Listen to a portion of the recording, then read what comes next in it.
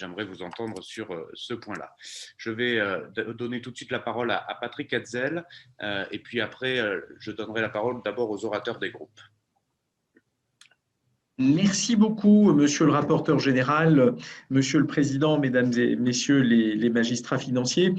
Tout d'abord, je voudrais à mon tour vraiment vous remercier l'ensemble de la Chambre pour le travail qui a été réalisé avec ce rapport qui est de très grande qualité. Vraiment, c'est, je trouve, très important pour nous, les parlementaires, que de pouvoir nous appuyer sur des rapports de ce type qui sont aussi détaillés que factuels. Alors, pour aller au fond des choses, c'est évidemment un rapport qui porte un diagnostic très dur, mais qui est hélas réaliste et objectif, et qui, comme vous l'indiquez, fort heureusement se termine aussi par une note positive, qui est celle de dire que eh bien, les problèmes qui ont été diagnostiqués peuvent se transformer en opportunités à partir du moment où on en tire un certain nombre de leçons. Et c'est bien ça aussi l'objectif d'une évaluation de politique publique, c'est de voir comment, évidemment, on peut procéder à des transformations. Alors, le ministère de la Justice, vous l'avez dit fort pertinemment, n'était pas préparé à une crise d'une telle ampleur. Ainsi, à la veille de la crise, et vous y faisiez référence, Monsieur le Président, le ministère était justement en train de définir sa politique de gestion de crise. Ce processus en cours comportait d'ailleurs des failles importantes puisqu'il n'anticipait que des risques locaux ou limités, comme vous le développez fort pertinemment. La pandémie liée à la Covid-19 a donc obligé la chancellerie à bâtir un plan de continuité d'activité dans l'urgence. Là encore, lorsque l'on s'intéresse au plan de continuité d'activité des juridictions, force est de constater qu'il restait très restrictif et insuffisamment opérationnel, avec de surcroît, et vous le développez de manière très intéressante, des plans qui ont fortement varié en fonction des juridictions. Et donc, ça montre bien que comment dire, le système dans sa globalité aurait pu faire mieux, puisque eh bien, à l'intérieur même du système judiciaire, eh bien, certaines juridictions ont été plus réactives que d'autres. En tout cas, il en a résulté une gestion de crise que vous définissez comme longue et difficile, avec trois conséquences majeures.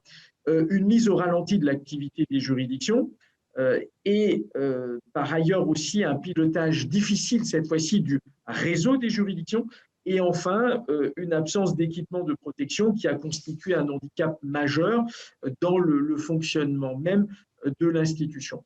Bien entendu, et ça mérite effectivement d'être souligné aussi, la chancellerie a développé dans la foulée une production normative pour encadrer le repli de l'activité et en assurer aussi la sécurisation juridique. Mais tout ceci devra être bien mieux anticipé à l'avenir. La chute brutale de l'activité des juridictions a donné lieu à quelques problèmes importants. Et hélas, ce sont souvent les justiciables qui en ont fait les frais.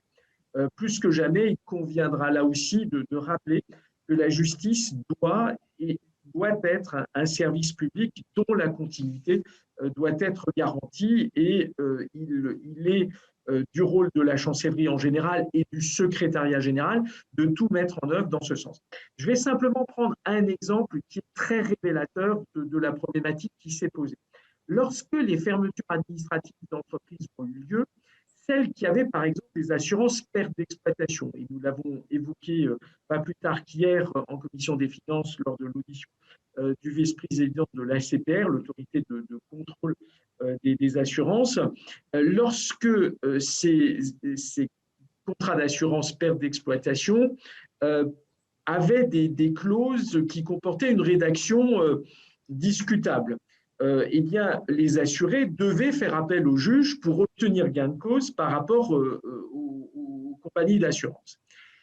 Force est de constater que plus d'un an après, beaucoup de ces affaires n'ont toujours pas été jugées, alors que le besoin de financement des entreprises est pressant, et un certain nombre d'entreprises risquent de déposer le bilan alors qu'elles sont, entre guillemets, dans leur bon droit, le jugement favorable arrivant trop tard pour les sauver.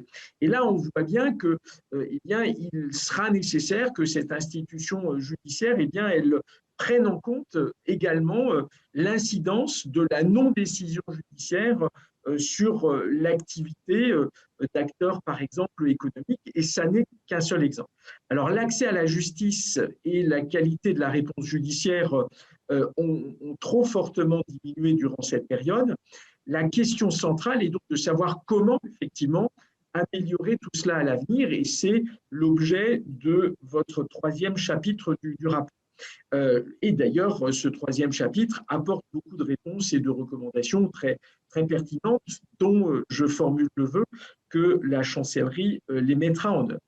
Je me permettrai de terminer du coup par trois questions, Monsieur le Président, par rapport au travail que vous avez réalisé.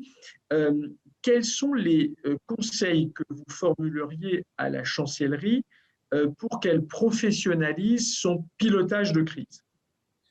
Deuxième question, ça a été évoqué par le rapporteur général. Comment est-ce qu'on peut améliorer la stratégie numérique du ministère de la Justice?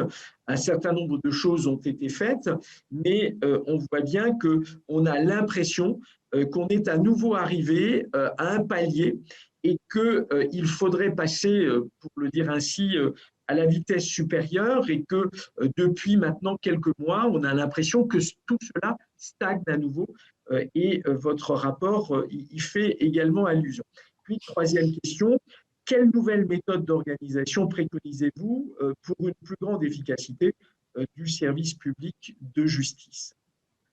Voilà les trois questions. En tout cas, une nouvelle fois, Monsieur le Président, je vous remercie très vivement et très sincèrement pour ce travail qui nous permet effectivement de disposer d'une très bonne connaissance de ce qui s'est passé durant cette période.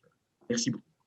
Merci beaucoup, cher Patrick. Effectivement, j'abonde tout à fait dans votre sens. C'est un modèle de rapport qui fait le lien entre ce que nous vivons dans la crise et la nécessité de la réforme de l'État, en particulier sur le long terme. Et j'insiste également avec vous sur la grande qualité de ce rapport qu'il nous faudra bien